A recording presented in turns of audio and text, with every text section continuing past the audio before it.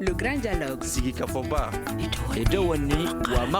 Le Grand Dialogue, l'émission de débat du studio Tamani sur votre radio. Le Grand Dialogue. Bientôt un vaccin contre le palu. L'annonce a été faite cette semaine. C'est le fruit de 2 années d'études menées par le Centre de recherche et de formation sur le paludisme au Mali en collaboration avec l'Institut de recherche des sciences de la santé au Burkina Faso. Les résultats de cette étude menée à Bougouni, Ouelessebougou, Koumantou au Mali et dans la localité de Houndé au Burkina Faso ont été présentés le 6 septembre dernier.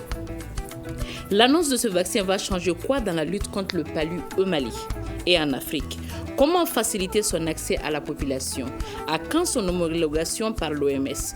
Pour répondre à ces différentes questions, nous sommes avec 2 spécialistes du paludisme aujourd'hui, Dr Idrissa Cissé, coordinateur du Programme national de lutte contre le paludisme PNLP, professeur Alassane Diko du Centre de recherche Ogobara Dumbo de l'unité clinique de recherche de Bougouni.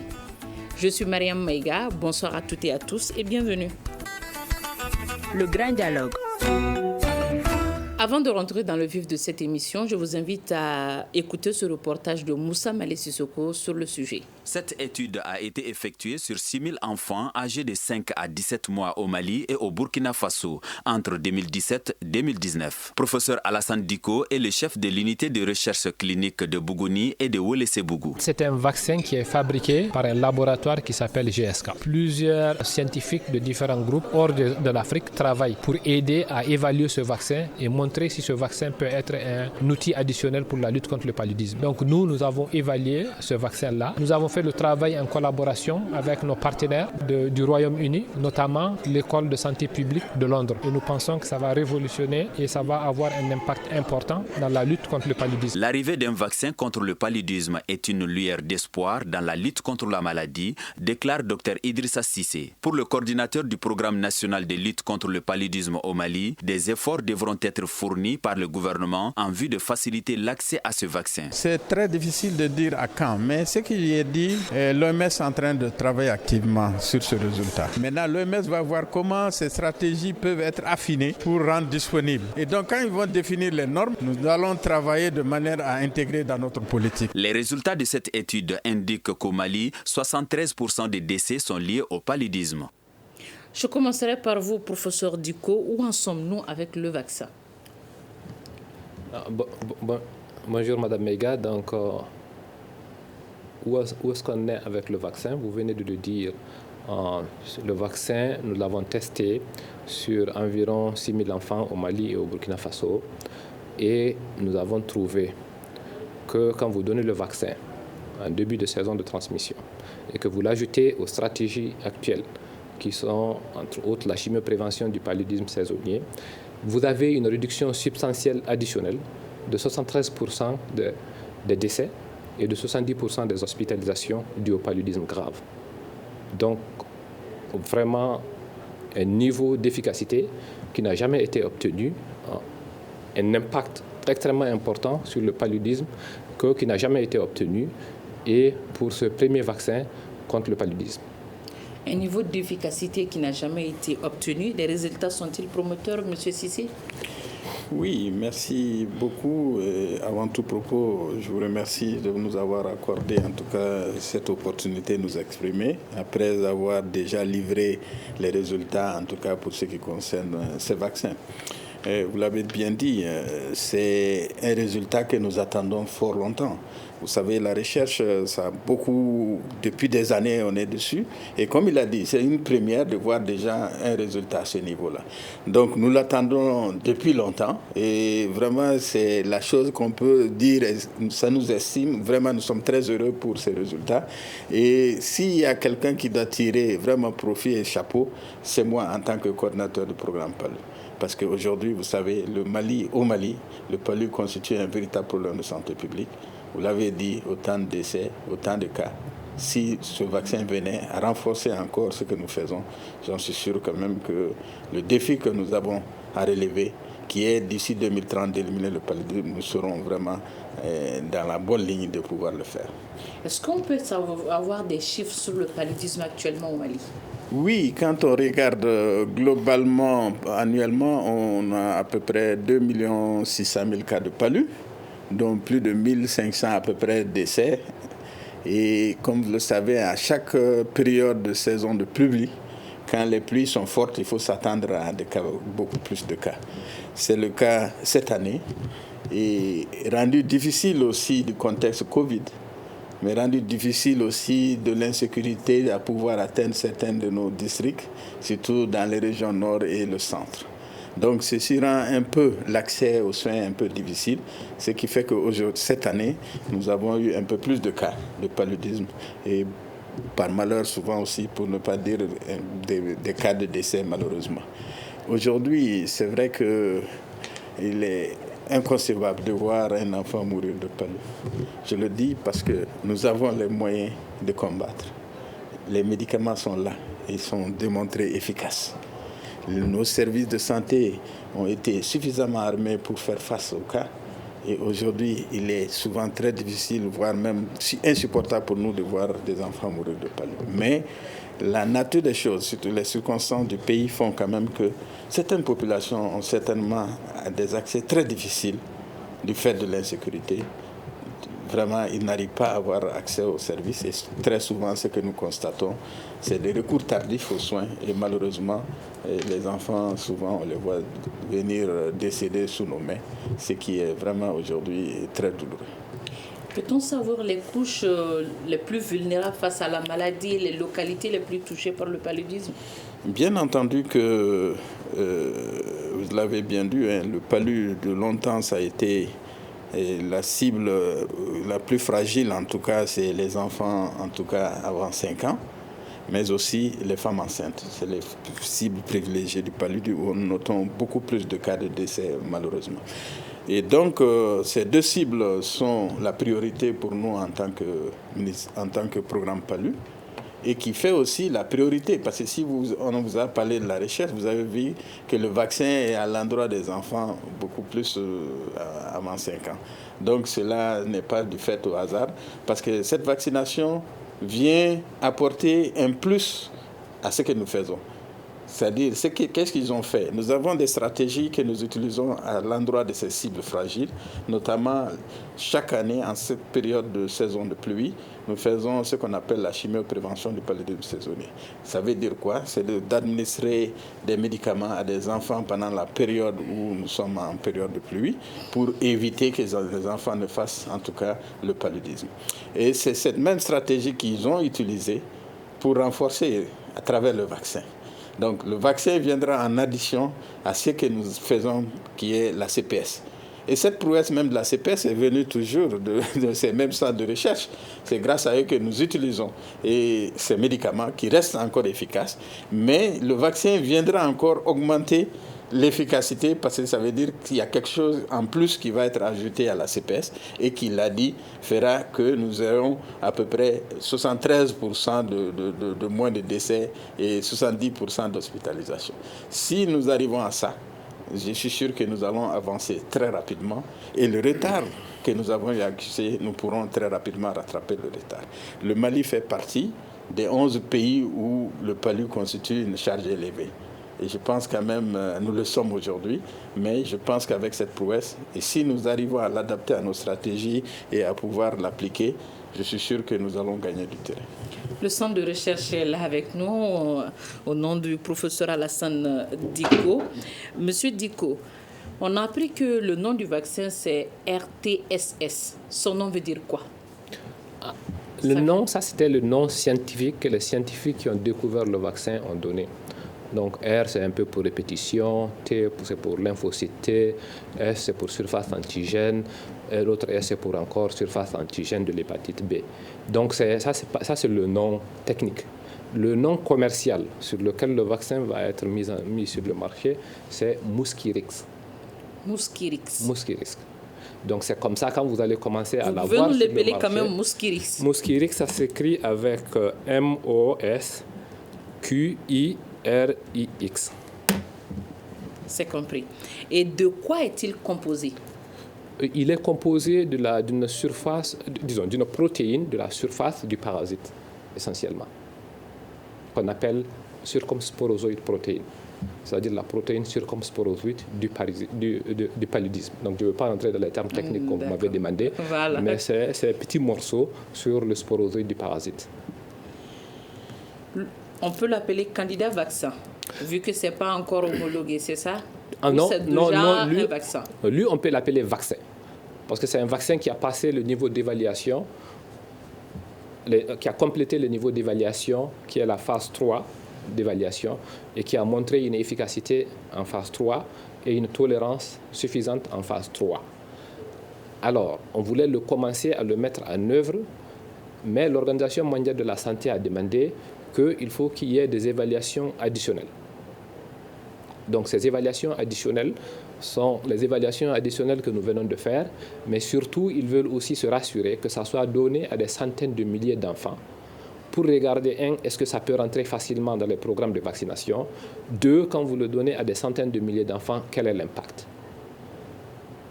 Alors, ces résultats sont aussi attendus, mais ce qui est le plus important, c'est nous qui avons montré la meilleure façon d'utiliser ce vaccin.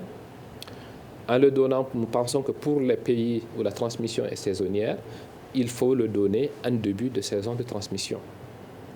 Parce que le vaccin a une forte efficacité pendant quelques mois, mais après quelques mois, l'efficacité diminue. Deuxième chose, ce que nous avons dit, donner une dose de rappel en début de chaque saison de transmission.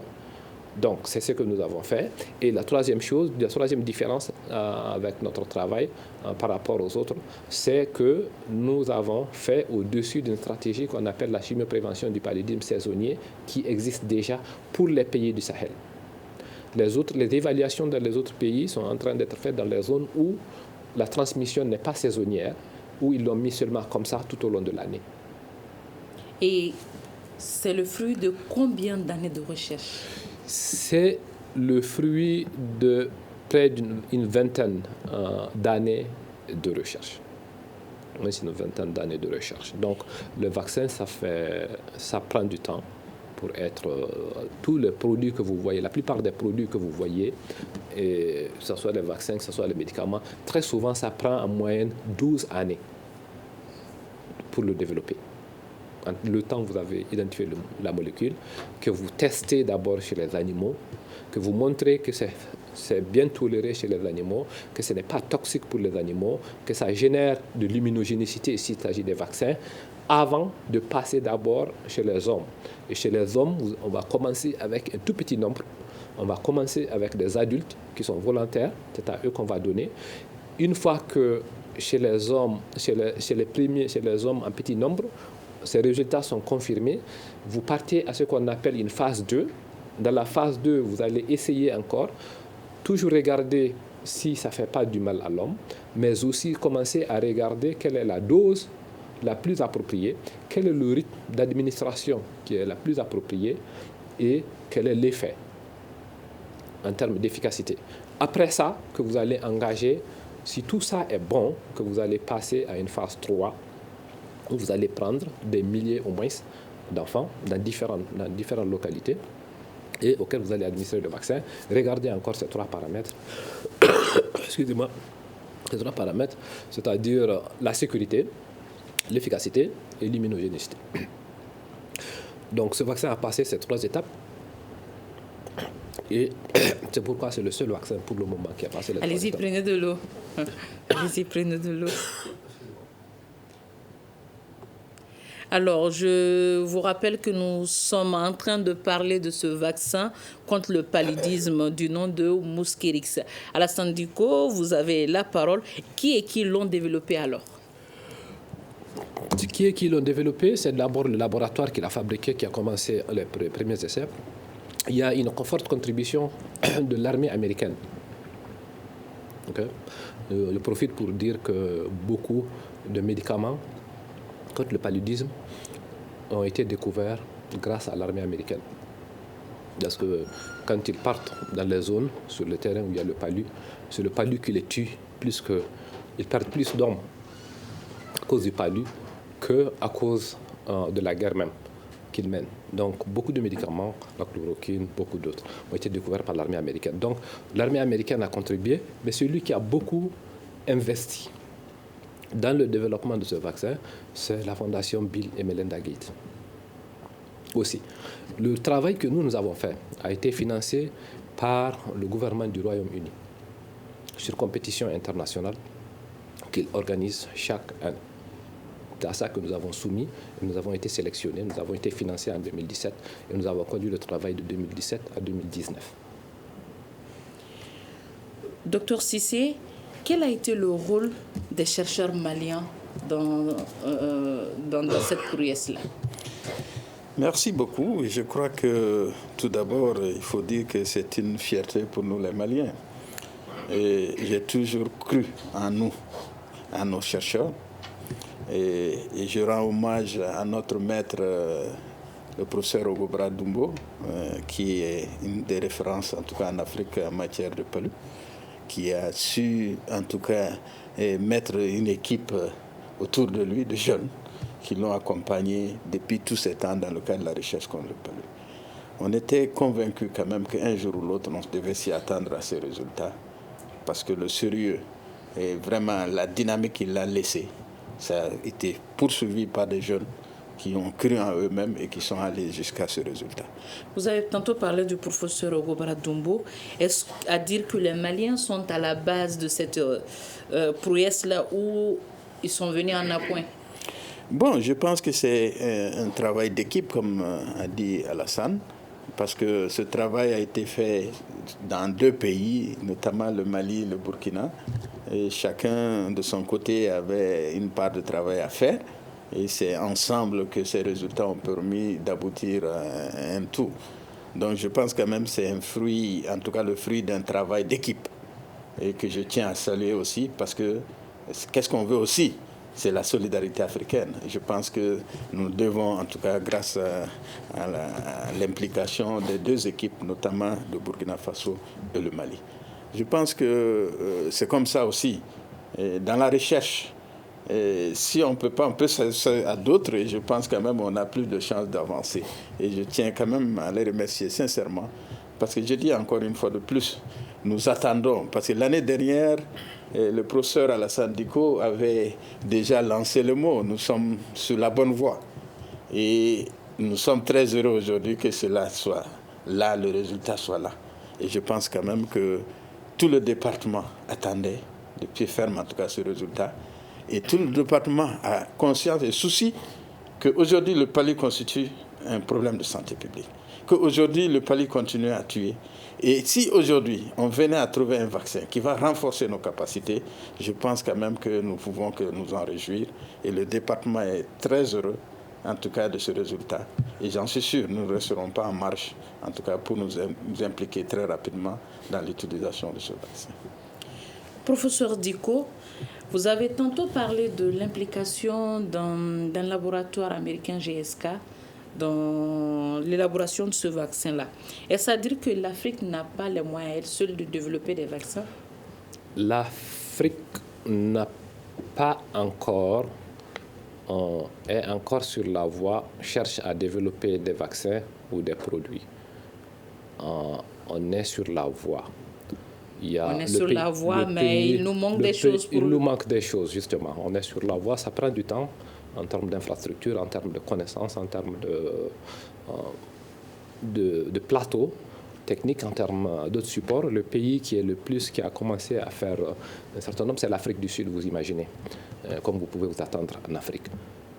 Mais les Africains sont en train d'avancer. Je dois dire, le Centre de formation et de recherche sur le paludisme, initié par notre maître, le professeur Dumbo et le professeur Yaya Touré, que nous saluons ici et nous rendons hommage, est sur la voie, non seulement sur le paludisme. Je pense qu'il y a une 2e génération, comme on a dit, de scientifiques qui sont en train de travailler sur les molécules qui peuvent soit servir comme vaccin demain ou des molécules qui peuvent servir comme médicaments demain. Mais la première étape était que déjà qu'il y ait des capacités qui puissent contribuer avec les autres pays à faire une évaluation rigoureuse des candidats développés, que ce soit les médicaments, que ce soit les vaccins, et qui tiennent compte de la réalité du paludisme. Parce qu'on a tenté une première fois d'éliminer le paludisme dans les années 59-60. Ça a été un gros échec, au point que tout le monde s'est retiré. Et la leçon qui a été tirée, c'est que, pourquoi? C'est parce qu'il n'y avait pas d'Africains scientifiques en ce moment, au niveau des décisions, au niveau des planifications. Il n'y avait pas une connaissance suffisante de la maladie sur le terrain. Donc, c'est ces corrections-là qu'il fallait apporter d'abord. Il fallait avoir des scientifiques sur le terrain, il fallait connaître la maladie, ce que nous faisons depuis 20 ans. Et c'est pourquoi nous parvenons à orienter, une fois que nous voyons une molécule, nous identifions quelle est la meilleure façon et quelles sont les conditions dans lesquelles cette molécule-là va pouvoir apporter un effet important sur le plan de la santé publique. Vous avez dit que c'est plus de 20 années de recherche pour arriver à ce vaccin. Pourrait-on estimer les coûts? Les coûts sont sans doute élevés. En général, c'est des coûts très, très élevés. Quand vous prenez depuis le niveau, ce qu'on appelle les tests chez les animaux, avant d'arriver, après les tests chez les humains, c'est des coûts très, très élevés. Je peux vous dire que cette étude-là, pour les 3 années, ça nous a coûté, rien que ici au Mali, ça nous a coûté plus de 1,5 million de pounds. Donc à peu près 1 milliard de francs. 1 milliard de francs CFA. 1 CFA. milliard de francs CFA ont été investis pour pouvoir faire ce travail-là, rien qu'ici au Mali.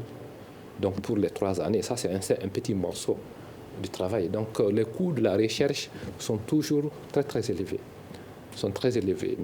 Mais comme vous savez, la santé, ça n'a pas de prix. Et puis, voilà. Ce que je dois dire aussi, c'est qu'il y a quelque chose de très important que nous avons appris de la COVID et que nous pensons que ça va être une inspiration pour le paludisme. Nous avons vu qu'avec la COVID, quand les gens se sont mis ensemble, tout le monde s'est mis ensemble pour trouver une solution. Effectivement, j'allais en venir. Oui. Pour faire un vaccin, ça prend du temps. Mais pour le vaccin du Covid-19, ça a été rapide. Ça a été rapide justement parce que tout le monde s'est donné la main. C'est devenu une urgence mondiale. Tous les avions étaient cloués à terre. Toutes les économies de tous les pays étaient à terre. Donc les gens étaient prêts à mettre toutes les ressources qu'il faut pour trouver la solution. Et les ressources ont été mises à disposition et ça a donné le fruit. L'autre aspect extrêmement important pour la COVID, ce n'est pas seulement la découverte rapide, mais les organismes de régulation et de décision ont été très très rapides et très prompts. Et nous pensons que ces résultats-là vont bénéficier de cette promptitude des organismes de régulation pour que le vaccin soit très rapidement recommandé par les organismes de régulation et que ça puisse être produit très rapidement et être mis à disposition des pays. Si je vous résume, la lenteur du vaccin Mosquirix, c'est ça le nom, s'expliquerait par le fait que ça n'a pas le palu n'est pas une maladie de portée, une maladie de masse comme le Covid-19 qui a drainé beaucoup de monde, c'est ça? Absolument. Le palu est concentré en Afrique au sud du Sahara. 94% des cas de paludisme et des décès du paludisme dans le monde sont concentrés chez nous en Afrique au sud du Sahara. Donc ce n'est pas si ça frappait, je dirais, les autres pays qui ont plus de ressources, les solutions, je suis convaincu, seront beaucoup plus rapides. Ceci dit, il faut saluer les efforts de ces pays à aider nous, les pays africains, à lutter contre le paludisme. Toutes les stratégies de lutte aujourd'hui sont supportées de façon vraiment extraordinaire par les partenaires au développement. Le directeur du programme peut vous le dire. Ils mettent des fonds comme le Fonds mondial. Il y a des organismes comme Gavi pour les vaccins. Il y a une solidarité internationale pour nous aider. Mais il y avait le développement des vaccins antipaludiques, comme beaucoup de maladies qui n'ont pas un marché financier important, ça prend du temps. Et ça prend souvent des gens de bonne volonté, comme la fondation Bill et Melinda Gates, qui a énormément contribué pour tout ce qui est les stratégies et tout ce qui est lutte contre le paludisme. Parce que c'est quelqu'un quand il lançait l'idée qu'il faut éliminer le paludisme, personne ne croyait. Et il a dit qu'il veut voir le paludisme éliminé pendant qu'il est vivant. Parlons des fonds. Dr Diko en a parlé tout à l'heure. Est-ce qu'au niveau du PNLP, vous avez une idée de l'argent injecté par le gouvernement dans ces projets de recherche? Merci pour la question. Pour le moment, c'est vrai qu'on ne peut pas dire que le gouvernement investit tout de suite de l'argent dans le cadre de ces recherches, mais je pense quand même, quand on dit apport du gouvernement, le professeur Diko le sait, nous avons apporté les intrants par moment. Nous allons donner des tests pour leur permettre de faire ces travaux parce que nous avons cru en eux. Et nous avons cru parce que nous attendons que ces résultats puissent être profitables pour nous-mêmes. Parce que tout ce on pouvait apporter comme apport en termes d'entrants, en termes de tests, la disponibilité du personnel, tout ce qui était matériel qui pouvait être utilisé ont été mis à leur disposition. La facilité, tout cela a permis vraiment d'avancer sur le terrain. C'est un apport du gouvernement qu'il faut voir dans ce sens. Peut-être un apport financier, on ne peut pas, mais l'apport, parce que ça aussi, ça a de l'argent. Quand vous donnez des intrants, les intrants, on les paye. Quand on donne les médicaments pour leur permettre de faire tous ces tests-là, c'est des médicaments qu'on a payés, que l'État a payés, que les partenaires ont payés. Donc ça, c'est vraiment l'apport qu'on peut dire exactement dans le sens vraiment de soutien à l'initiative de recherche. C'est ce que nous faisons avec tous les autres chercheurs quand ils nous abordent pour des projets de recherche. Ce qu'ils peuvent avoir de nous, actuellement, c'est les intrants, c'est la disponibilité du personnel. Si c'est par rapport aux moustiquaires, les moustiquaires que nous donnons pour pouvoir soutenir ces recherches-là, et nous faisons face à cela. Et c'est ça vraiment qu'on peut considérer comme apport du gouvernement. Maintenant, quand le vaccin va être disponible, c'est ce que je dis aujourd'hui, soit à travers l'initiative de la solidarité, on peut avoir le vaccin si on n'a pas les moyens, ou si l'État est fort et qu'il dispose des moyens, l'État va se payer des vaccins pour rendre disponibles. Et ça aussi, c'est des choses que nous attendons dans le futur. Alors, à quand son homologation par l'OMS? Bon, vous avez une idée, la procédure, comment ça se passe? Peut-être que le professeur Diko est mieux placé, mais je pense quand même que les procédures sont beaucoup avancées. Mais seulement, je dirais même homologué, si c'est le mot qu'il faut dire. Mais peut-être c'est des petits détails qu'il faut régler. Comment on peut essayer de mieux l'adapter? S'il y a des petites difficultés encore qui restent, comment nous allons les aplanir pour faire en sorte quand même qu'on puisse dire à tous les pays, voilà ce vaccin, nous allons le mettre à votre... Nous allons recommander à tous les pays de pouvoir les utiliser. Je pense que nous sommes à cette phase de constatation des petites insuffisances à corriger, mais sur le plan pratique, l'OMS vraiment opté pour le vaccin, adopté le vaccin. Il reste quand même peut-être de revoir avec ces chercheurs les petits détails qu'il va falloir peut-être soit approfondir la recherche, soit encore faire autre chose. Mais pour le moment, je pense quand même qu'on est dans une bonne position. On est dans une bonne position, on suit la bonne voie. Pouvez-vous nous expliquer, Dr Diko, la procédure pour l'homologation du vaccin? Ça va prendre combien de temps? Bon, ce que je peux dire, c'est que, comme j'ai dit, c'est sûr qu'au niveau de l'Organisation mondiale de la santé, le directeur qui est en charge du paludisme, le professeur Pedro Alonso, c'est sûr qu'il travaille nuit et jour pour trouver rapidement les actions qu'il faut pour réduire le poids du paludisme dans le monde. Et la recherche de vaccins est une des constantes dans leur agenda. Ce que je sais, c'est que depuis que les résultats étaient sortis, ils nous ont invités à leur présenter les résultats avant que les résultats ne soient publiés, parce qu'eux, ils ont droit à la primauté de l'information, parce qu'ils savent les études qui sont déjà en cours. Ils savent quand est-ce que les études finissent. Donc, ils nous ont contactés pour que nous présentions les résultats. C'est ce que nous avons fait. C'était au mois de janvier, février déjà. Et depuis, ils ont ajouté ça à leur liste de réflexion. Ils ont commencé à discuter de ça. Hier encore, il y avait une réunion sur les résultats qui viennent d'être publiés. Mais une des étapes que l'Organisation mondiale veut voir, c'est d'abord que les résultats soient publiés avant de pouvoir les intégrer dans leur truc. Mais ils sont au courant, ils sont en train de prendre les dispositions. Maintenant, c'est très difficile pour nous de nous prononcer sur leur agenda et sur ce que leurs experts vont concrètement recommander. Mais vous ne pouvez pas vous prononcer, mais généralement, ça prend combien de temps? Mais nous pensons il y a deux choses. Si dans les délais et le temps réglementaires au niveau de l'institution les permettent d'avoir une évaluation dans quelques mois, c'est sûr qu'ils vont le faire. Maintenant, si ça doit les prendre une année aussi, pour des raisons, ils peuvent le prendre.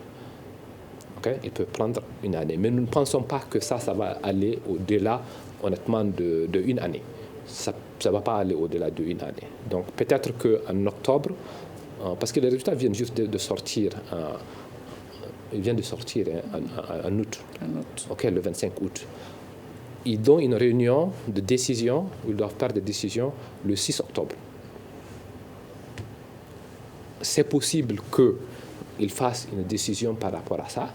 C'est possible que le temps entre la publication et ce délai du 6 octobre de décision peut ne pas être complètement suffisant pour eux et que ça prenne un peu plus. Mais tout ça, on ne peut pas préjuger. Mais je sais que ça ne va pas prendre du temps. Ce qui est le plus difficile en réalité, c'est de trouver quelque chose qui est efficace et qui est scientifiquement incontestable. Et c'est ce que nous avons apporté. Donc je pense que le reste de la tâche est facile. On ne préjuge pas de ce qu'eux, ils vont faire, parce que c'est leur responsabilité, chacun a sa tâche dans ce système. Mais nous pensons que ça ne va pas prendre du temps et qu'ils vont mettre ça à la disposition des populations très, très rapidement. Docteur Idrissa Cissé, est-ce qu'au niveau du gouvernement, il y a une manière pour les pays africains ou les labos, les pays africains impliqués dans l'élaboration de ce vaccin pour accélérer le processus? Oui, c'est vraiment un élément clé. Hein. Quand il y a un vaccin, comme il l'a dit, l'accès au vaccin, c'est un autre problème, parce qu'il faut les ressources pour avoir accès au vaccin. Donc, pour nous, aujourd'hui, la première étape, c'était d'informer le département sur la prouesse que, en tout cas, nos chercheurs ont pu faire. Le département aujourd'hui est très fier de ce résultat parce que vous étiez, je ne sais pas où l'équipe était là-bas à la restitution. Et avant cela, il y a une année, Madame la ministre, à l'époque, disait, mais qu'est-ce qu'on attend pour avoir les résultats? Donc je pense qu'aujourd'hui, les résultats sont là.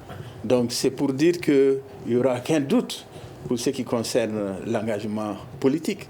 Maintenant, quand un pays est engagé, certainement, on trouvera les ressources. Mais comme je l'ai dit, à défaut de trouver les ressources, comme dans le contexte Covid, il y a la solidarité internationale.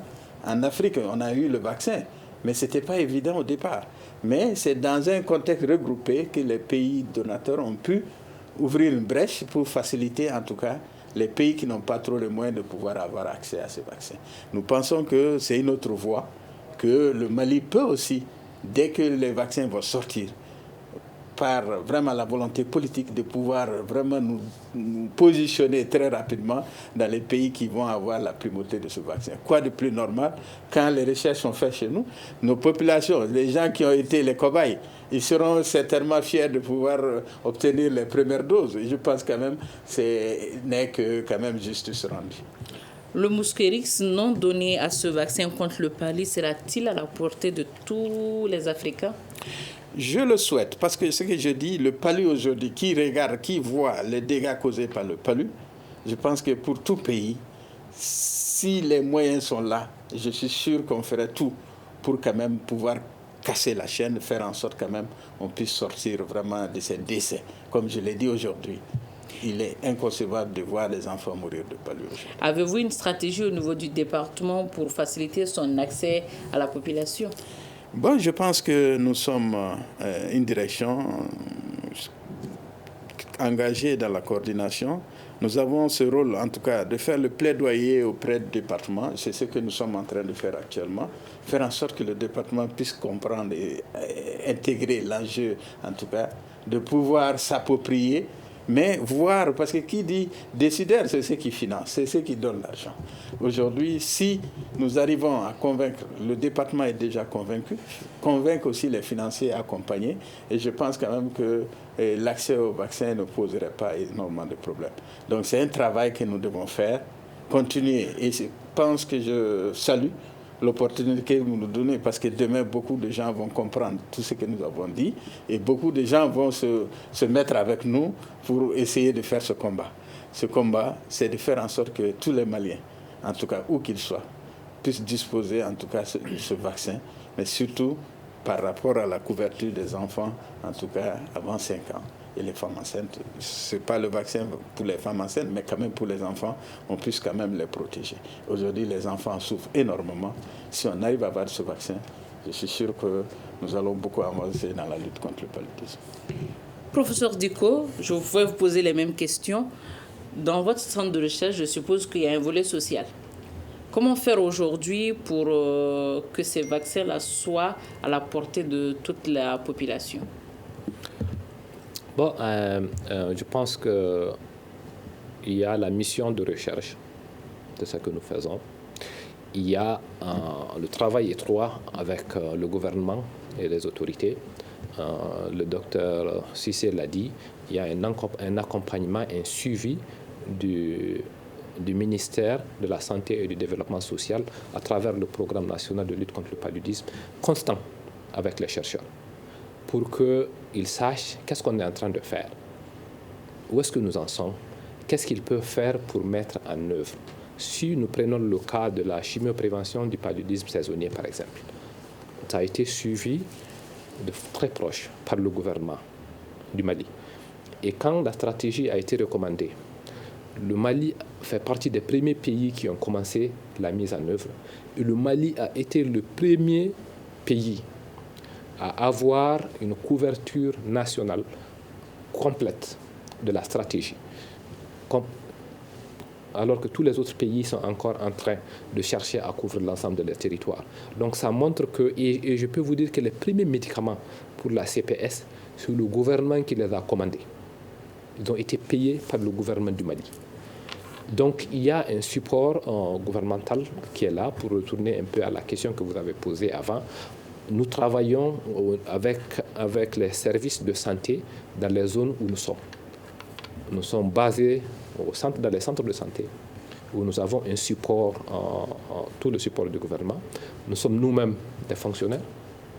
Beaucoup d'entre nous sont des fonctionnaires. Certes, nous avons beaucoup de gens qui ne sont pas encore fonctionnaires. Nous espérons que le gouvernement fait chaque fois des efforts pour prendre en charge le personnel additionnel. Mais il y a vraiment un apport, nous avons tout l'apport qu'il faut pour le gouvernement, que le gouvernement nous apporte. Nous travaillons avec eux. Il faut faire l'autre aspect, c'est qu'il faut faire du lobbying. Du lobbying au niveau des partenaires internationaux et des partenaires qui financent. Et là aussi, le Mali est bien représenté. Nous sommes très bien représentés au niveau des organes de décision sur le plan scientifique. Nous avons des gens comme le ministre, le professeur Sambasso, qui sont dans des comités très avancés au niveau de l'OMS et au niveau mondial. Nous avons la chance d'avoir le professeur Ablaï Dimdé, qui est aussi au niveau des comités scientifiques internationaux très élevés. Et nous travaillons régulièrement. Nous sommes régulièrement invités pour des réunions à l'Organisation mondiale de la santé où ils demandent notre avis sur un certain nombre de choses.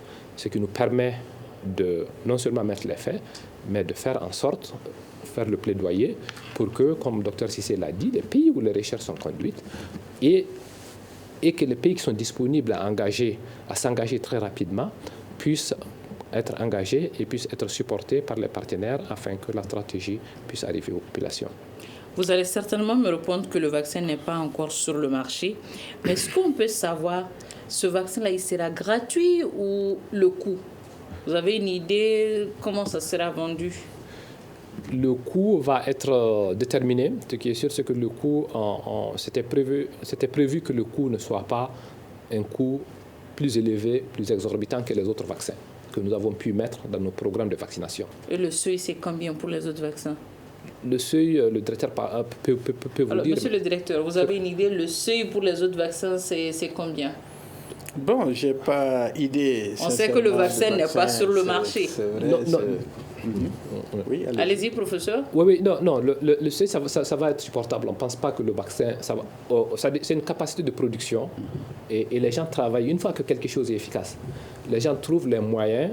Quand c'est fabriqué par un petit groupe, un seul groupe, dans un pays industriel, le prix est élevé.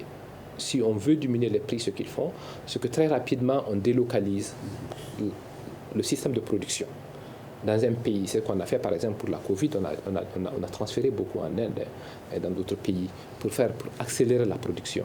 Et dans le même cadre, on a déjà signé un contrat en janvier, quand ils avaient vu nos résultats, avec une compagnie indienne qui va être autorisée à produire le vaccin. Ça, c'est une information que je peux vous donner pour que ça puisse avoir une production de masse suffisante et à un coût abordable pour les pays. En général, le coût n'est pas encore un problème. Ce qui est le plus difficile, c'est de trouver quelque chose qui marche. Et quelque chose qui marche pour une maladie aussi importante, je ne m'attends pas du tout à ce qu'il y ait un problème de financement. Alors, je vais poser une dernière question qui me tient moi à cœur. Vous êtes avec des journalistes dans une boîte de communication. Comment s'organise alors la communication autour de ce futur vaccin? Je commence par vous, monsieur le directeur national du programme de lutte contre le paludisme. Merci beaucoup. Je pense quand même qu'il fallait d'abord que la communication soit portée au niveau de l'organe qui est le ministère de la Santé. Et aujourd'hui, qui en a pris en tout cas bonne note de tout ce que nous avons dit aujourd'hui. Mais comme je le dis encore, nous avons voulu porter cette information à l'attention de la presse. Nous l'avons fait aussi. Vous avez été témoin des résultats. Et je pense aussi que c'est une deuxième étape. Une troisième étape, nous allons regrouper tous les spécialistes de la santé, je veux dire tous les acteurs de la santé, pour leur donner aussi l'information. Parce que pour vous, il y a des détails techniques que peut-être si on rentre, c'est difficile pour vous de comprendre. Mais aujourd'hui, demain, nous allons être avec la santé. Ils vont rentrer dans tous les détails du vaccin pour que ceux-ci comprennent, mieux les préparer pour aussi qu'ils soient mieux outillés pour demain, si on devait rentrer là-dedans, ils ont une large connaissance du vaccin. Donc, il faut vraiment relayer l'information de façon générale, en attendant que le processus, comme vous avez dit, d'homologation arrive, en attendant aussi qu'on puisse un jour très rapidement l'intégrer dans notre politique et voir demain et l'appliquer sur le terrain. Ça trouve que déjà, nos acteurs sont bien formés, ils ont une connaissance du vaccin et déjà comment ça va se faire, nous allons travailler de concert avec nos structures de santé. Mais comme je l'ai dit, nous sommes ouverts avec nos chercheurs et à chaque fois aussi, ils nous donnent des directives en matière de comment ça doit se faire. Et vous avez vu, on a parlé de CPS. Ils nous ont orientés sur l'efficacité de ces médicaments. Ça fait des années qu'on les utilise et avec efficacité sur le paludisme. Si nous n'avons pas trop de décès en période de pluviométrie, c'est parce que nous appliquons la CPS. Et ça reste d'efficacité. Et ils continuent la recherche parce que quand il y a les médicaments, on découvre des médicaments, il faut suivre.